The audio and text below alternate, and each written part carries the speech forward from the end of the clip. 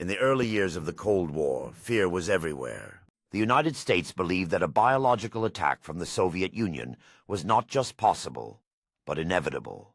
To prepare, the U.S. military began testing how germs might spread through cities. But these weren't laboratory simulations. The tests were real, and they used real people without their knowledge. In 1950, the U.S. Navy launched a top-secret operation known as Operation Sea Spray in San Francisco, California. From ships positioned just off the coast, they sprayed a fine mist of bacteria into the air.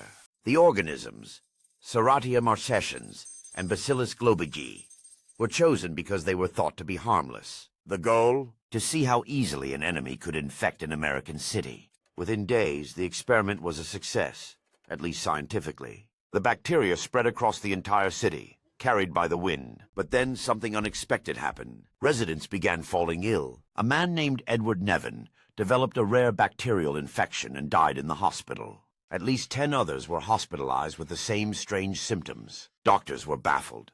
They'd never seen anything like it. No one knew that the cause was drifting invisibly through the air above them. Over the next 2 decades, similar tests were carried out across the United States. Bacteria were released in New York, St. Louis, Minneapolis, and even at the Pentagon. The military wanted to study how biological weapons might move through crowded urban environments. They sprayed subways, schools, and public spaces, all without informing the public. The justification was national defense, but the cost was public trust and human safety.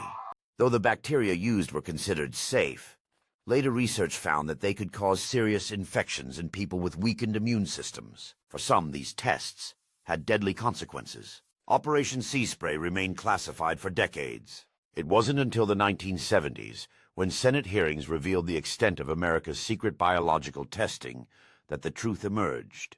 Citizens learned their government had experimented on them without consent, in their own neighborhoods, on their own streets. The revelation sparked outrage. Laws were passed to ban open-air biological tests and to ensure the public's protection. But for many, the damage was done. The idea that the government could turn an entire city into an unwitting laboratory was almost unthinkable.